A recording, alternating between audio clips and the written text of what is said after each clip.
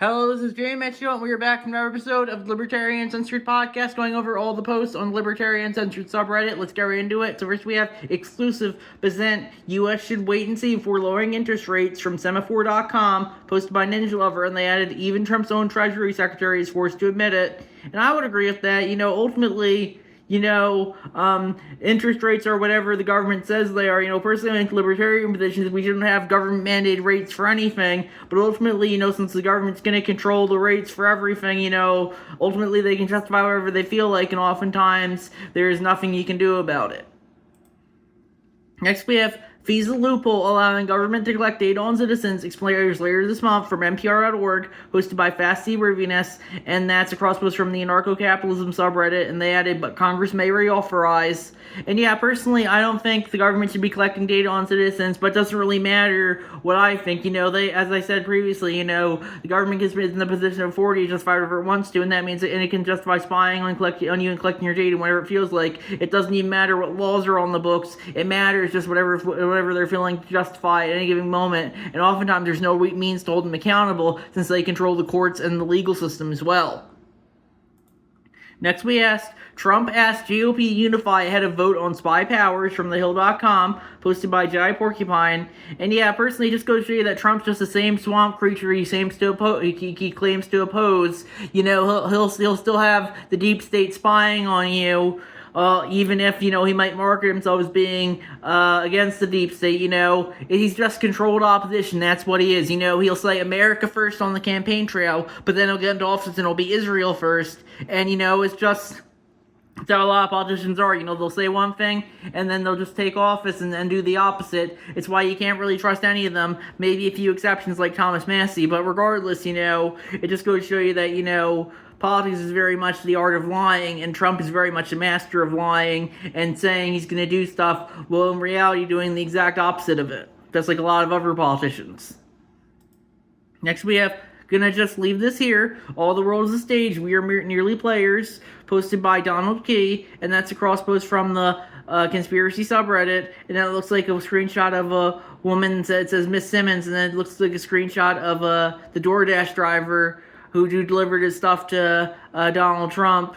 And it says, it's all a grift, my friends, and it always has been. Edit, here's the context. Today, Trump staged a DoorDash delivery where Sharon Simmons delivered this McDonald's. Trump used Simmons' husband's career to claim his Jesus pick was husband. Trump used Simmons' husband's cancer to claim his Jesus pick was Trump the healer. July 2025, Simmons appears in Congress to support Trump's one big beautiful bill. Sharon Simmons sure does get around for a DoorDasher. And yeah, it's just like they say, if it's a big club, you ain't in it, ultimately the elite class, they are only just really a small percentage of the population, and if you're ever able to speak at Congress, you're really, I would say, more in the club. If I wanted to ever speak at Congress, they'd never let me speak at Congress because, I'd never have the economic or social capital to do so. But, these guys, this woman can just walk up and speak in Congress and now be Trump's DoorDash driver. Just goes to show you that, the elites they're much more smaller than they let them seem, and that's my thoughts on that issue. Next we have Trump DOJ continues to uphold FISA Section 702 non-compliance records from Cato.org, posted by Jai Porcupine. And yeah, personally, I do think they should publish those records, but ultimately, if they don't want to publish them, no one can really force them to do so, since they're in a position of authority. And when you're in a position of authority, you're the one who's making the calls, not the people. I guess you could try and protest them or vote them out, but ultimately those methods are both ineffective against the ruling class since their power is so entrenched, I would say. And that's my thoughts on that issue. Next we have Libertarian podcast posted by Baboony B, and that's crossovers from the podcast subreddit. Like broadly right-wing libertarian podcasts, but I also be happily take left libertarian podcasts because left libertarians are also chill. And yeah, personally, looks like one of the comments mentions my podcast, which is cool. And yeah, personally, I think we need as many podcasts as possible because independent media needs to speak up as much as possible against the legacy media, and that's my thoughts there. I think it's interesting. They had.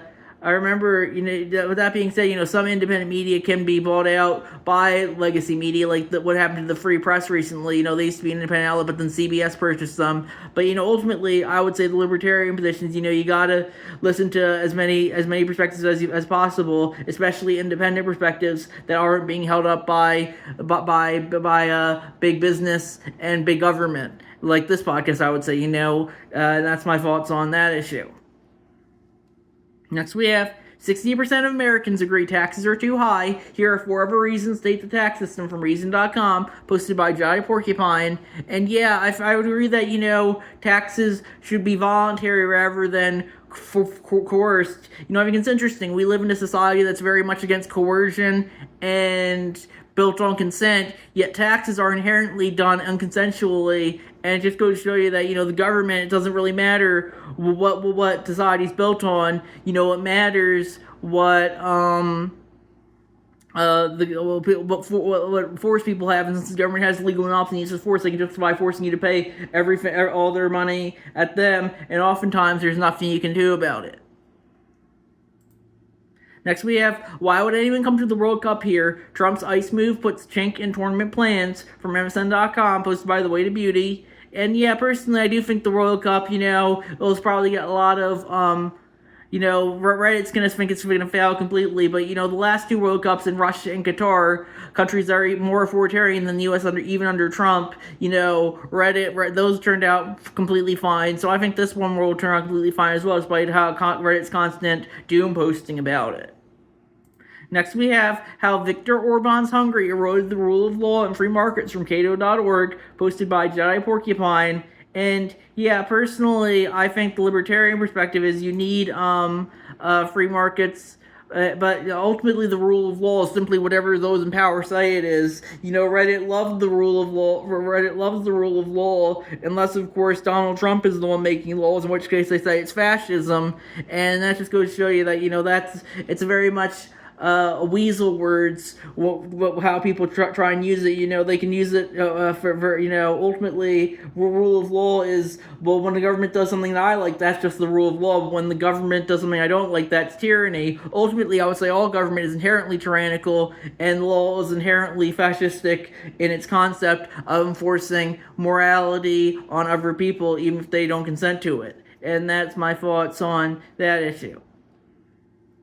Next we have my reaction when people say they will push neoliberal Democrats left, posted by Ragnar OKXG, and it looks like a picture of the ration effect, how you're being duped by the fake two-party system.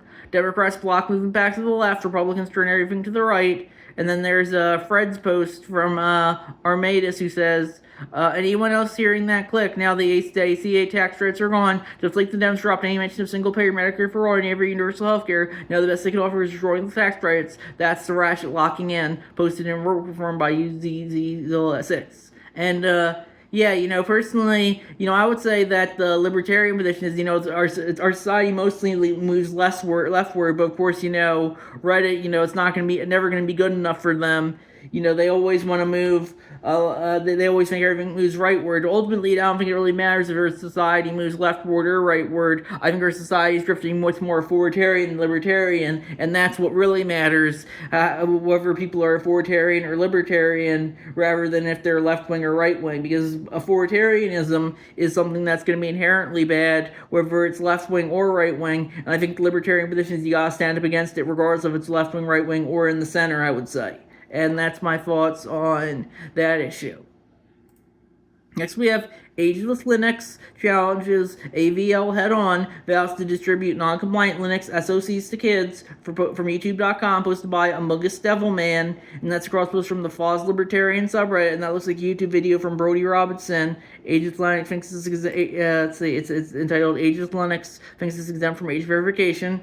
and then they added AVL is short for age verification laws. I figured it'd be nice to start shortening it. And I would agree that the libertarian position is, we should be against age verification laws. There are a lot of stuff on the internet that can really screw kids up, but it should be the parent or guardian's goal protecting their kids from it rather than the government. The state shouldn't be telling people what they can and can't look at and forcing them to verify their age. If a private company wants to have an age verification system, I think that's fine. If a private website does, but the government shouldn't be telling people what they can and can't, or they have to have age verification systems or not. It should be a private decision rather than a public one, just like everything else, from the libertarian perspective, I would say.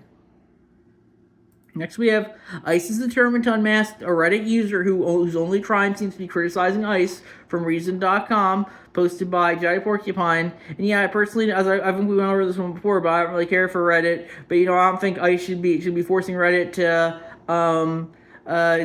give them their info on this guy. If they want to try and dox them themselves, I personally don't really care for doxing. I think that's kind of scummy, but I think that's what they should be doing instead, rather than forcing Reddit to dox them, because Reddit's a private company. It doesn't want to give Reddit ICE this user's data. It shouldn't be forced to do so if it doesn't want to, and that's my thoughts on that issue.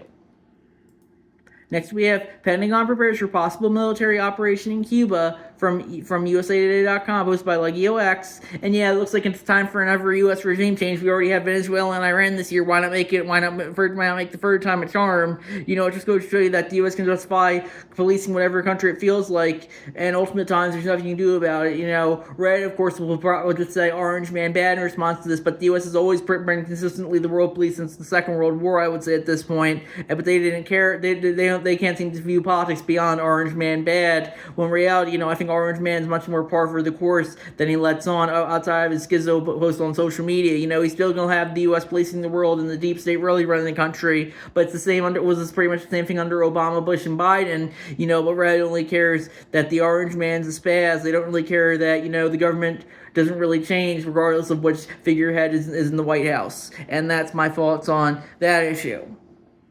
Next, we have Senate Democratic leader Chuck Schumer, Tel Aviv, votes no on Bernie Sanders' measures to block arms sales to Israel, posted by Donald Key, and that's crosspost from the Blue Sky Skeets subreddit. And it looks like a Blue Sky post from Jacob and Cornblow, who posted, photo Senate Democratic leader Chuck Schumer voted no on Bernie Sanders' measure to block arms sales to Israel. And yeah, it just goes to show you that, the special interests are usually always going to win in the end. Whoever throws the most money at politicians usually will get whatever they want from them. And IPAC and the Israel lobby is definitely an example of that.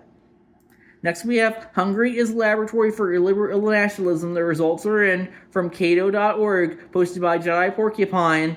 And yeah, personally, I think the libertarian position is, Hungary had its problems, but illiberal nationalism is the main problem of it is how collectivist it is. Nationalism is inherently thinking about things on a collectivist level. Libertarians need to think about things on the individual level first and foremost. If people want to form voluntary collectives, they should be able to. Maybe even you could have a voluntary nation-sized collective for all I care. But right now, if you're forced to participate in a country, nationalism is kind of like inherently forcing your own views on others, and that's not very libertarian. Same with fascism and communism, pretty much all the isms. If you want to preach whatever ism you want to preach, that's fine, but you shouldn't be using the state to force it on others, especially without their consent.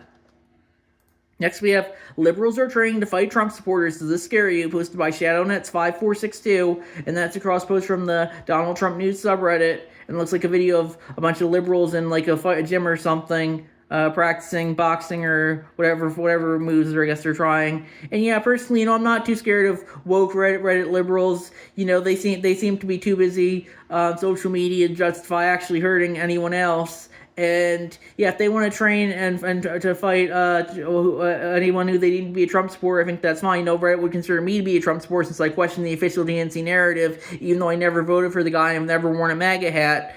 But ultimately, train to fight whoever you want. And if you want to justify fighting someone else, I think that you should be able to. But you shouldn't be fighting anyone unless the NAP is violated and outside of self-defense, I would say. But of course, Reddit, if they consider mean words to be a NAP violation, population would justify probably attacking you on the street if they felt you ever did any wrong thing in your life. So yeah, ultimately justify whatever you feel like, but ultimately I think it's mostly just social media hype. You do have an occasional woke Reddit type like Luigi Mangione or Tommy Robinson who justifies like an assassination of someone they don't like because they're considered in the out group. But most Redditors are all bark and no bike, I would say, and they said liberals, but I think these looking to be more like woke Reddit types in the video at least. So, but Redditors, they're mostly all bark and no bite. The worst they'll ever do is pretty much ban you from their subreddits. They're too terminally online to do anything else, and ultimately, if they want to say, oh, we're going to start fighting against anyone who we consider guilty of wrong thing, they should be able to say that. But it just goes to show you that I think it's all bark no bite. As I said, that they couldn't hurt a fly if they because they're very I would say much more talk and not no action. You could probably you could probably beat them with your hands tied behind your back. They're so weak and ineffectual. This is one of the only few times I've ever seen them actually post like a workout video or anything like that. And considering a lot of them also considering working out to be fascism, since it goes against since the differently able don't have access to a lot of it. And it just goes to show you that ultimately I'm not too scared of these guys. They'll post videos like this, but it's just social media. They're always trying to look badass, but in reality they're some of the most pathetic losers in the world, I would say. And that's my thoughts on that issue. So we're gonna see if there's anything new, and it looks like there's it looks like the last post got removed or deleted or whatever. But yeah, it looks like there's nothing new since then. And yeah, we're gonna wrap up there. I'll see you guys in the next episode. Bye.